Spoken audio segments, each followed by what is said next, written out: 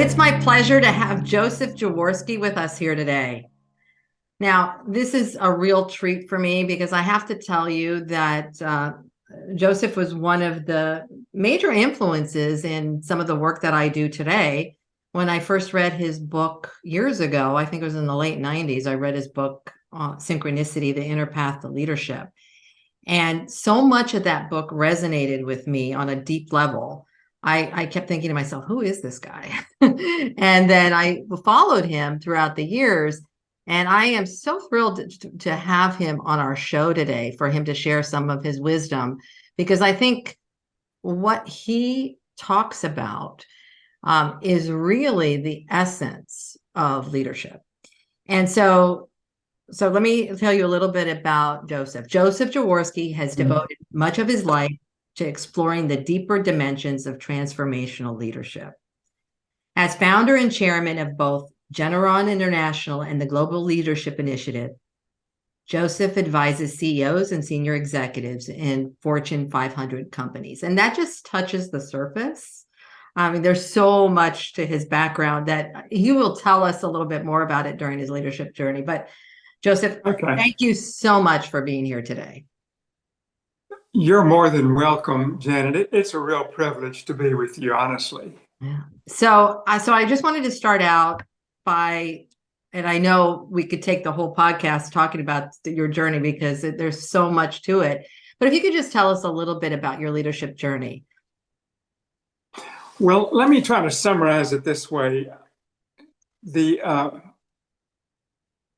journey actually begins when I'm 18 years old. I'm a student, a freshman at Baylor University in Waco, Texas. And I'm in my dorm room at 5:30 in the afternoon, and an F5 tornado came right down the center of downtown Waco and destroyed everything like a hydrogen bomb had hit it. And I was 2 blocks away.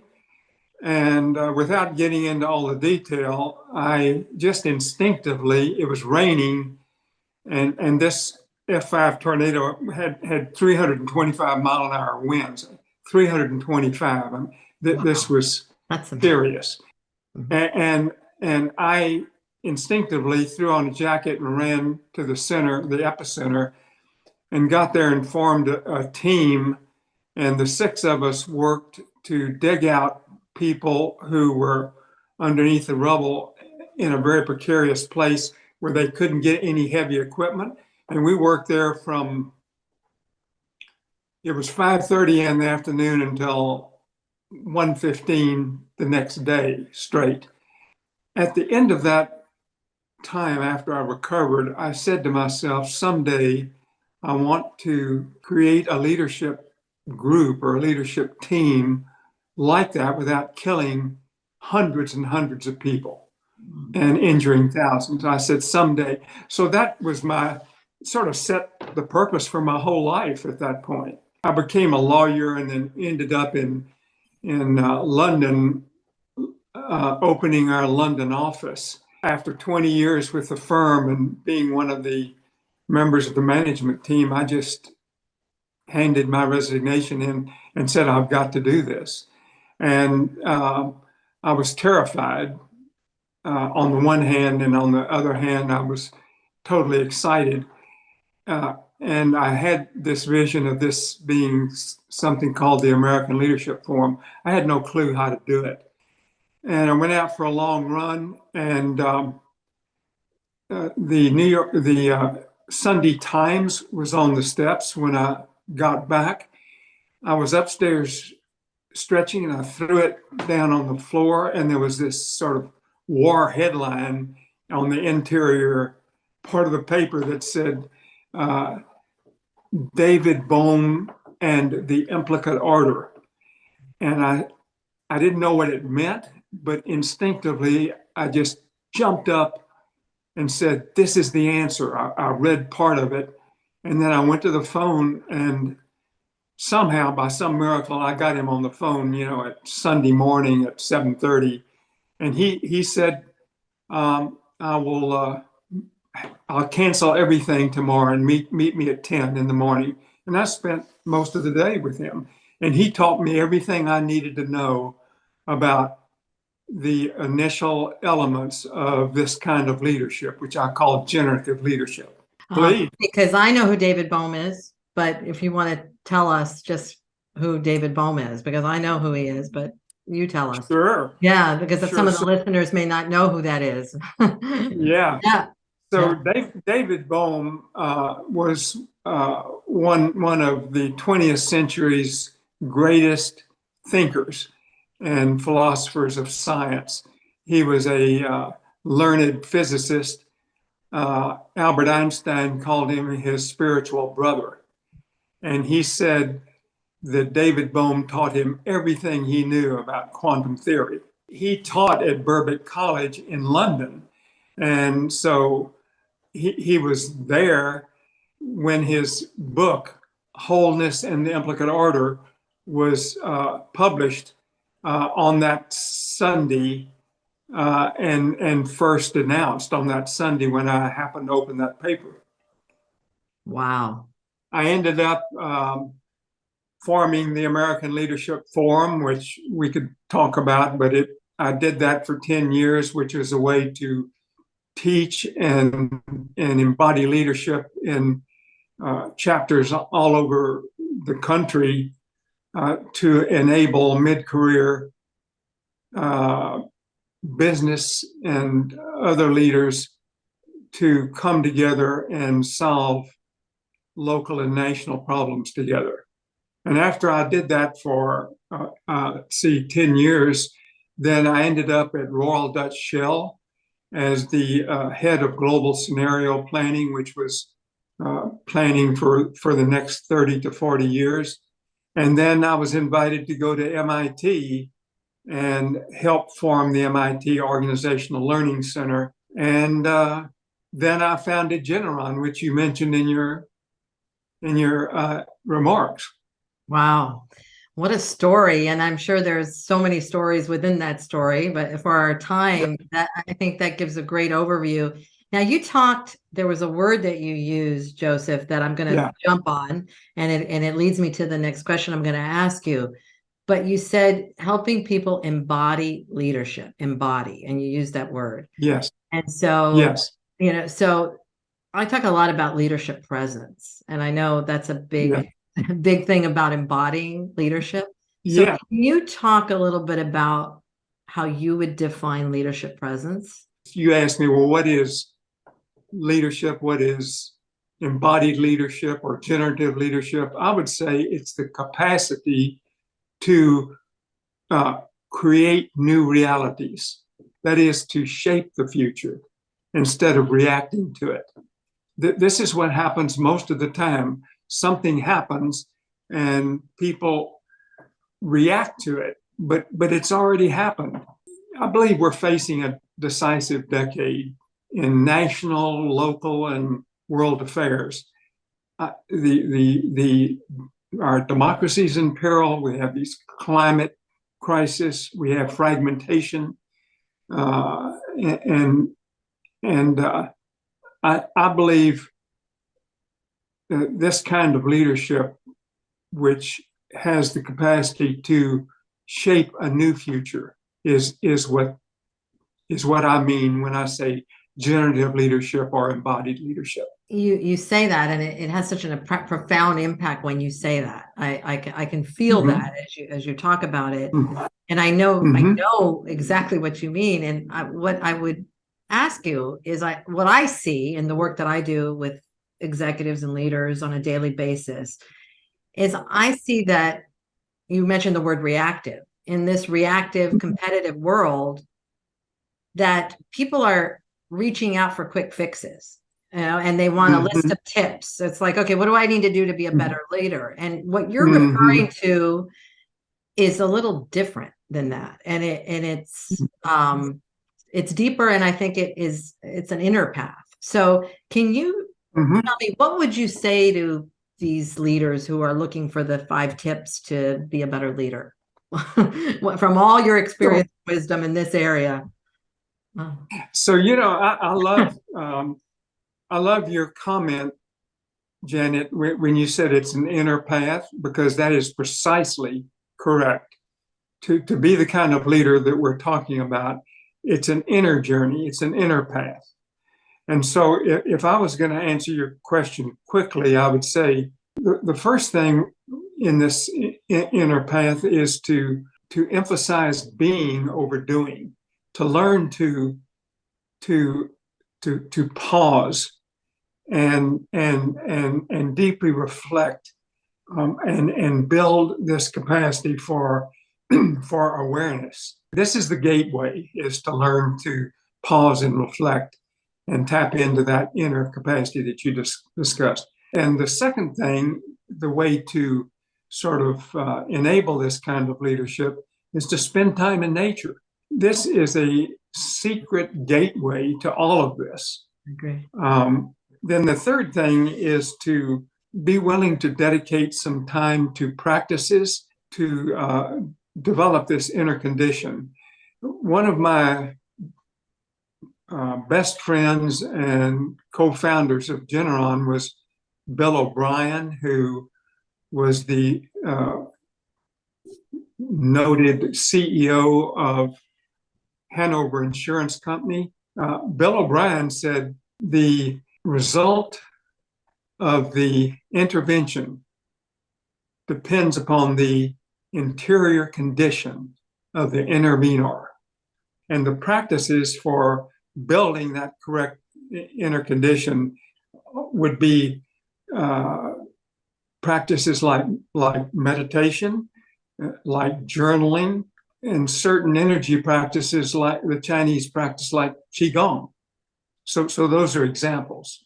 There's so much in what you just said, all right? Because you hear all of this and you hear, oh, just take up meditation or journal, but you're talking, I think you're really talking, part of the journey is self-mastery. It's leadership mastery has to do with self-mastery. And it's who you're being while you're doing. I say that all the time. It's hard for people to grasp that. So I want to ask you, how does one go about learning to master oneself? Because that's the essence of what we're talking about, right? So I think you're precisely correct in your comments there, Janet, precisely correct. Self-mastery begins with our emphasis on beginner's mind. So that is being willing to be open and letting go of all your preconceived notions about leadership and about everything else. That means really being able to embody a sense of wonder, because you can't learn anything if you're stuck in your old perceptions. And this is critical. I sometimes think about taking a walk with a 3-year-old. If you do that, you will see that 3-year-old stopping, even if you've been down the same path 10 times. She will stop and look at something as in awe and wonder. And this is what it means to have beginner's mind. So that's my first point. You with me there? Yeah, absolutely. Oh, totally. I'm totally with you there. Yeah. Okay. But it's so hard. So I do have to say something about this, because what I see, and I see this a lot, is that there is this notion of having to prove oneself and being the smartest person in the room. And right. So a lot of leaders will say, will be trying to be the smartest person in the room. And yes. And yet that what you're talking about, and I talk about this as well, is letting go of that. And right. And how you let go of that ego, right? Of you're not the smartest person in the room. And you are the smartest person in the room when you are in wonder, because you're in observation. So absolutely. Absolutely. What you just said is absolutely correct. Yeah. And it's so counterintuitive to the way most, quote, leaders are acting, it precisely for the reasons you mentioned. Yeah. Yeah. The other thing you said that I just wanted to draw out, because I think it's so important, what you said about the inner state of the intervener, yes. Right? I see this I mean, people, I always talk about you can feel presence in a room. When people walk in a room, you can feel, I mean, people wonder, okay, so how did people talk about all these things in a room? And usually it's the person who is drawing that out, right? There's something about the energetic state of either the facilitator or the leader in the room that is bringing that. And I know a lot of people don't like to hear these words, but I use them. You know, there's like an energetic field that someone is bringing forward that then permeates, and then all of a sudden the whole room transforms. And we know this, right? By seeing it, you can see it. You walk in a room and you can tell what the tone is. Everything you said is absolutely correct. I even wrote I think it's a 30-page research paper on what you just talked about, which was used internally at MIT, and it was called Setting the Field. Oh, there you go. Setting the field.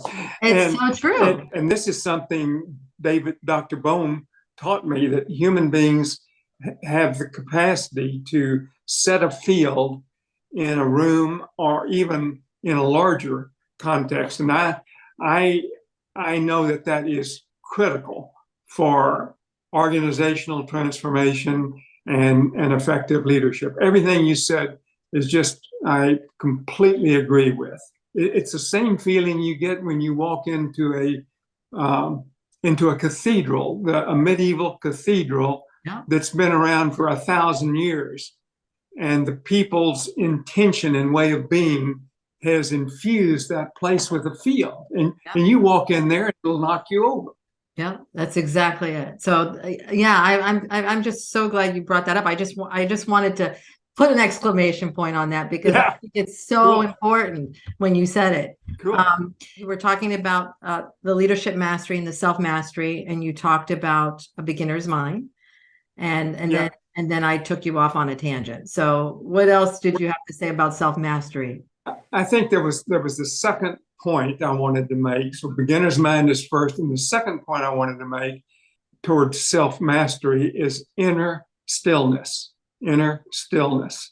This is critical for the capacity to tap into the field that you mentioned, and to tap into something that I can talk about later, which is the source of the entrepreneurial impulse and the source of everything, really.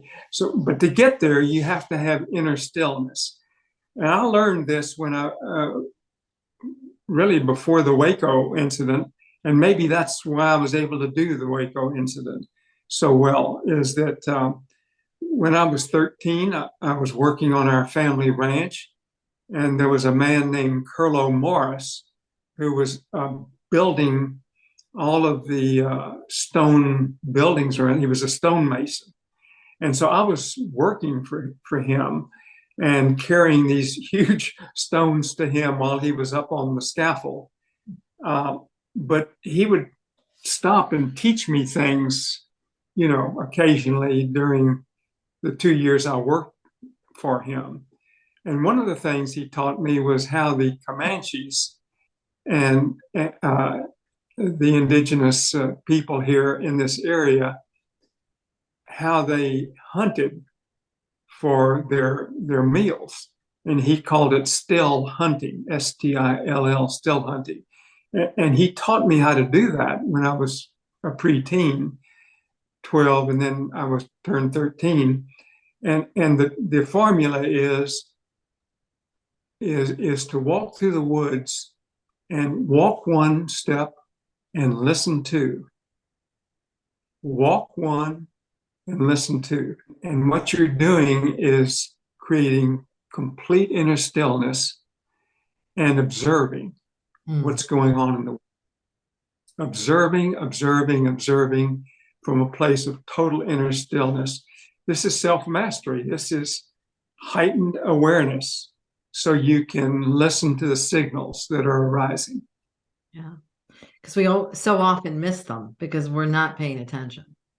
So, I mean, And that's self-mastery 101 primer really quick, right? I mean, I know there's Right. so much there, but those are really, really key points. And I think there's a lot of depth to those points there that they sound like, okay, there's two things, but those two things are very, very deep and hard to do. Yes. Now, and so when we talk about, this all leads into what I consider transformation, or the ability to transform and transform Sure. energy, as you mentioned, transform ourselves.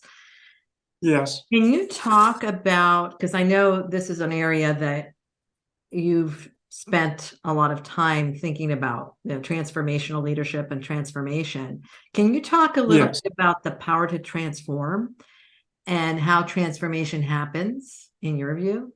Yes. Well, I mean, we could break it down, Janet, into two things. One is like organizational transformation, and another would be personal transformation. So we've talked a little bit about personal. Let me just say something about organizational transformation. The first thing that we always focus on when we're going into an organization and they want to transform themselves into a highly effective organization, the first thing we would focus on is helping the people there, starting with the management team all the way down to the shop floor, to broaden their worldview, the way they see the world works, how they consider the universe or the world works, and because mindsets matter, and how we see the world, how we see it's constructed, and how it works, it drives performance. That's the first thing we would focus on, and the second thing is we would help the organization create a guiding philosophy that's aligned with that sort of worldview. And it would include things like purpose, vision, mission, values, just create a culture and a guiding culture and philosophy there. Then the third big thing we would focus on is the organizational governance. We would always advise to create a federal structure where power is dispersed, and and competition between the divisions and the units, where the competition is driven out, and I can go on and on. We would create company-wide councils that create distributed power and drive decision making down, so that the most qualified people closest to the shop floor can make decisions. And then the fourth big thing, we would help the organization learn practices for high performance thinking, and high performance operational excellence. And that would include some of the things we've already talked about, which is personal mastery, mm-hmm.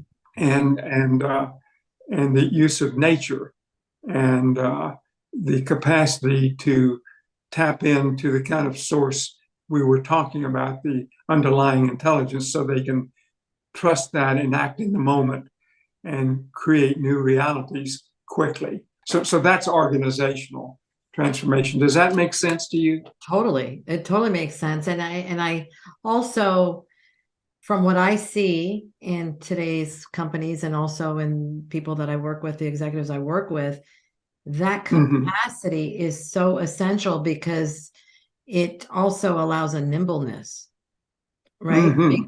Right? As you, if you are embodying, because it goes back to the embodiment you talked about. Right. That's what I'm hearing as you talk, that totally. it allows you to, because you're embodying that, and you're not waiting on reams and reams of benchmarking and data. And not that data is not important, it is important, but you're also using another source to help you pivot and move and be more agile. They use these words agility a lot and all of those things, but a lot. What you're describing requires an inner agility as well. So it totally, I think it's totally right on. I mean, it's so powerful what you're saying. Now we keep talking about this, so I don't want to ignore it, because I think this is like the crescendo of what we're talking about in your work. And just now you keep talking about the importance of accessing this deeper inner wisdom, or I call Yeah, this the wise person inside, right? Or that's this, good. whatever you want to call it, right? But it's this deeper source that you're talking about. Yes. So can you talk a little bit about this and what you're referring to, and also how do people tap into this source that you're talking about, this inner wisdom? Right. So look, this is super important. This is really the crux of the matter. Right. David Bohm, that day in London, taught me, and this was the essence of what he was teaching me that day. He was saying that to become, because I was telling him about the American Leadership Forum, and I wanted to teach them not only about Waco, but how to be the best leaders in the world. He said, look, you have capacities within you that are phenomenal if you only knew how to release them. And I said, yes, but tell me a little more. He said, the knowledge that you need to be an excellent leader lies in the implicate order. This is the place where new information lies. The universe is made up of energy and matter. This is traditional physics going back 100 years, but he said soon physics is going to recognize a third. If you create a triangle, energy and matter at the bottom, and at the top would be information. Now, nobody said that in 1980 when he was telling me that. It's now mainstream physics. It's the whole basis for the quantum computer. He said knowledge resides in the universe. It's just, how are you going to tap into that, Mr. Jaworski? And this is what you need to learn. And so that's the essence of what I want to mention to you in response to your question, which is there is a source of new knowledge that can help you discover solutions to intractable problems that you're facing personally or in the organization. And it's the place where eureka moments come from. It just showed up for me.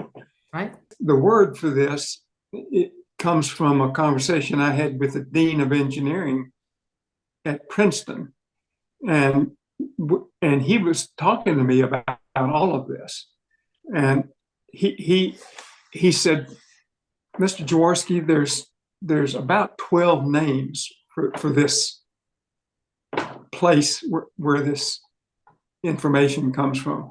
And he said David Bohm, who he followed, called it the implicate order, but some scientists call it the field of active information. And there are all these other names for it. He said, but I'm getting ready to write a paper on this that's going to be published in one of our journals at Princeton. And he said, I'm just going to describe all of this.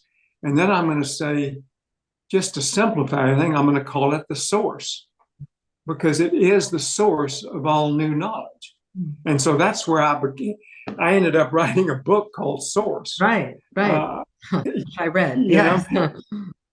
Yeah. And it sounds a little woo-woo, in some sense, but it's based strictly on accepted science.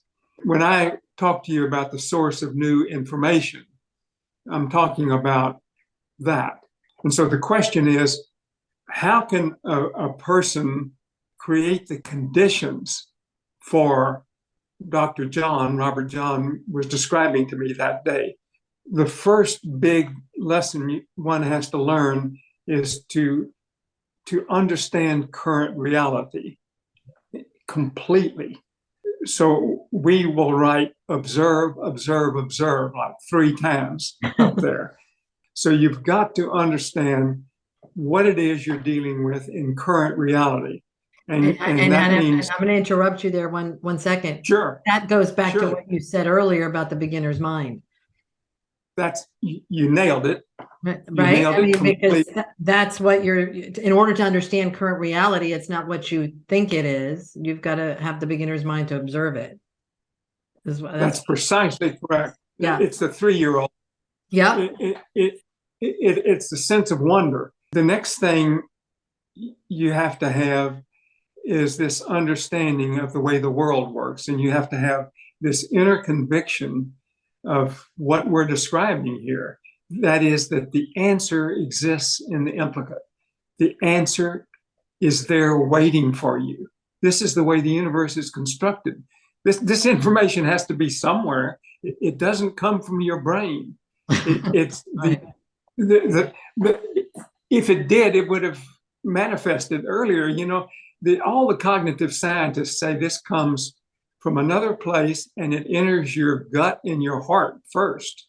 It doesn't show up in your brain until 7 seconds later or longer. So you have to have this conviction, and then you have to have the inner stillness that we're talking about and keep practicing it so you can listen to these signals, because there's a formula to this. The formula is that you will get a signal from the implicate order, and you need to hear and feel that signal. That goes back to this inner stillness, so you can actually receive it. And once you get that signal, you must act on that signal, because that's the ticket for the next signal, is act swiftly and flow. Because the act that you take is a declaration in the world. That you're believing that this is real. There's a This sense is of that, right? Because what I'm hearing, I mean, I know that I've experienced this. I know other people have experienced this, is that you may be getting this signal, but then you're filtering it through, well, is this rational? Is this weird? Am I crazy? All of these things that start to happen, and then you ignore it, or it's not rational, or you don't think it's rational. And so then you've ignored it and you've suppressed it. And then it kind of goes down further and further. And I don't know, does the signal become lessened then? Maybe if you're not listening to it. I always say it's like putting a chair up against the door and somebody's pounding on the door trying to tell you something, but you've got a chair there, so you're not receiving it. I don't know. Is that what happens? Or I mean, yeah. I couldn't say it any better. This is critically important, the part you're mentioning. Yeah. And there's a little element of this that you said that I want to emphasize. Mm-hmm. You've got to train yourself for the awareness enough to receive the signal that is the first impulse. Because if you don't recognize that first impulse, your rational mind will take over and change it, because it may seem so unreal or outlandish. But you've got to listen to the first perception, the first flash that comes into your mind, and act on that, not on your re-rationalization of it, because that's death. Right. That'll screw it up. Well, that's what happens to me. And I'm sure it happens to a lot of people, is then, oh, well, this isn't practical, or that's crazy, or whatever happens, you filter it through all these filters, and then it becomes something else. Then it's not what you originally had intended. This is totally correct. But how do you know, and I don't know if you have some thoughts on this, but how do you know, because you're getting so many signals from the outside world? And I'm thinking of I have a client that I work with who is pretty much, he's quite a visionary. And he says, mm-hmm. Joseph, he says exactly what you said. He said, I get signals. I don't know where they come from. They just come. And I act on them. Yeah. right? And he says, and Yes. I just act on him. And people think he's crazy on some level. They think he's weird but he's very incredibly successful. And he's usually like 10 Yes. years ahead of everybody else Yes. because he's already seen all these things. But Yes. everybody around him are like, oh boy, there he goes again. And so they don't see it. So then he starts to doubt himself and say, well, that maybe I should just like hang it up and this is crazy. So how do you know whether it's a signal or it's just your crazy idea? All I can say is there's a rightness to it. Yeah. Does that compute for you? Is when these signals come in, when you have these signals that are truly from source or from the implicate order, there is a rightness to it that is completely different than everything else. Yeah. And the rule is when you get that first signal, if there's doubt, my rule is when in doubt, don't. Because when this is a signal like your client or your friend talks about the true eureka moment, there's a rightness to it and it's unmistakable. Many times your body will know. Your body actually moves before you recognize what's going on. I know that this is what Bohm called soma significance, is that your body moves a certain way. And I'll give you just a brief example of this. One time I was listening to a lecture by a guy that was a senior officer at Shell in Houston, which is the North American subsidiary, and a Royal Dutch Shell. And he was talking about the fact that he was getting ready to go off and join the scenario team in London for 3 years. And this was way before I ever went to Shell or even thought about it. And it was years before. So I was late when he finished and I was running out the door because I had to chair a meeting and it was about 10 or 15 minutes away. And I was running out the door, but my body started going toward this guy, Norm Duncan. And I just let myself do it. And I just said when I got there, Norm, I loved your remarks. By God, I wish I could do this. I would love to do what you're doing. And he said, well, thank you so much. Shook my hand. See you later, Joseph. We knew one another. I ran out the door. He was in London 3 years later, a member of the scenario team, and the chairman of the board sat down next to him at lunch. And they were talking about different things. And then he turned to Norm and said, Norm, I'm thinking serious. This was such a big deal that the chairman always led the search for who was going to lead the team. He said, Norm, I'm thinking about bringing somebody in from completely outside of Shell to get a fresh perspective about how to lead scenarios. And Norm looked at him and said, well, you need to talk to Joseph Jaworski. How funny. Yeah. You see, he would have never known that. Right. Had my body not led me over there. And I said that, which was completely contrary to what I first intended to do. I'm just saying that there's different ways these signals show up. And if that's helpful.